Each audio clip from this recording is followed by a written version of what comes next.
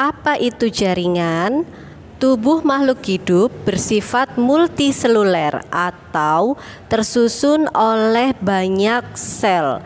Sel-sel tersebut tidak semuanya sama. Beberapa sel yang sama berkumpul dan menjalankan suatu fungsi tertentu. Sekelompok sel yang bersatu dan mempunyai bentuk serta fungsi yang sama dinamakan dengan jaringan.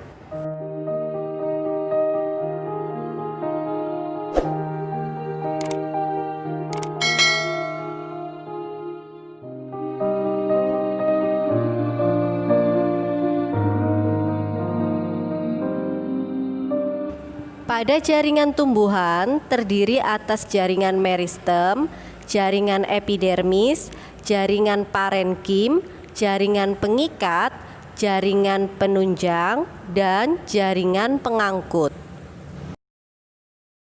Jaringan meristem merupakan sel-sel kecil yang berdinding tipis dan selalu membelah.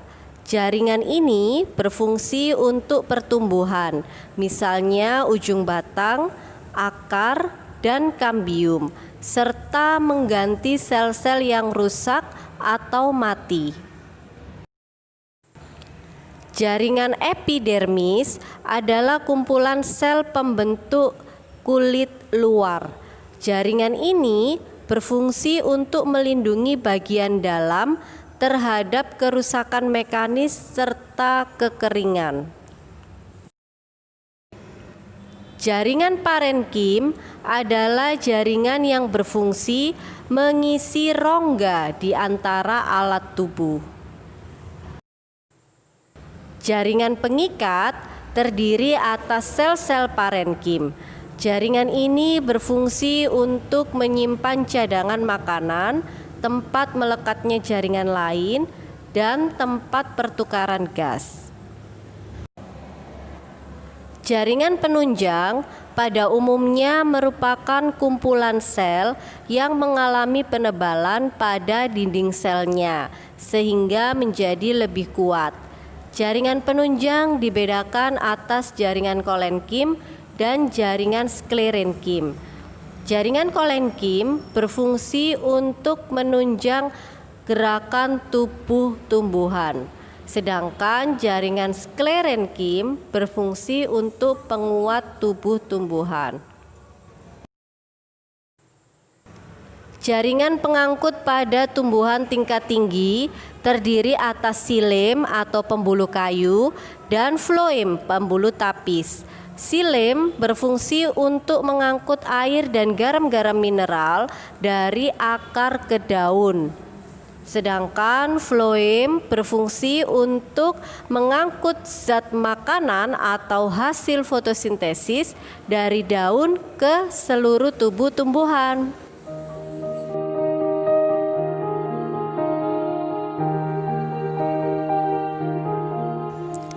Jaringan pada hewan dan manusia terdiri atas jaringan epitel, jaringan pengikat, jaringan otot, jaringan darah, jaringan saraf, dan jaringan rangka.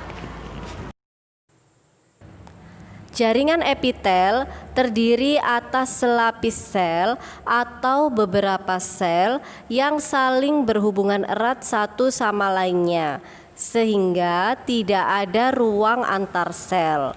Jaringan epitel membentuk lapisan yang melapisi berbagai rongga, saluran dalam tubuh, dan membentuk kulit yang menutupi tubuh.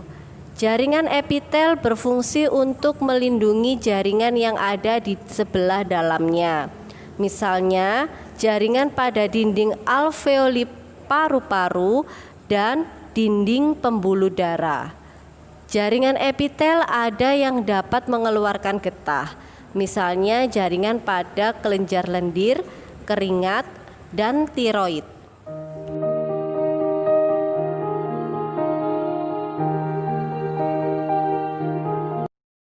Jaringan ikat adalah jaringan penunjang atau penopang tubuh yang utama dan menjadi pengikat antara jaringan satu dengan yang lainnya.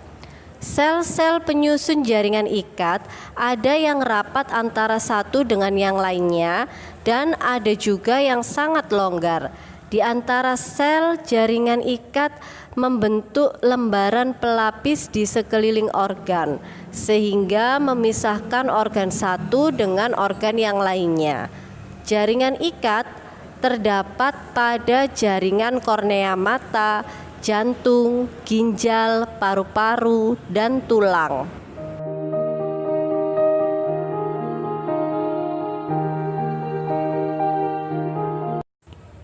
Jaringan otot tersusun dari sel-sel otot yang membentuk serabut-serabut otot. Jaringan otot mampu berkontraksi dan relaksasi yang mendukung fungsinya sebagai alat gerak aktif untuk menggerakkan tulang. Jaringan otot dibedakan menjadi 3 macam, yaitu otot rangka atau otot lurik, kemudian otot polos, dan otot jantung.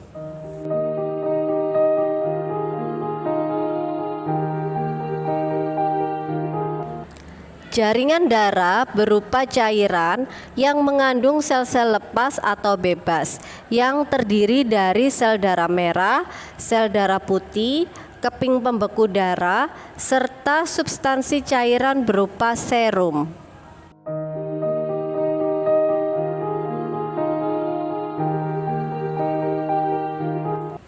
Jaringan saraf tersusun atas sel-sel yang disebut neuron. Sel saraf terdiri atas badan sel saraf yang berinti, yaitu neurit dan dendrit. Neurit adalah serabut saraf yang panjang dan berfungsi untuk meneruskan rangsang, sedangkan dendrit adalah serabut saraf yang pendek dan berfungsi untuk menerima rangsang.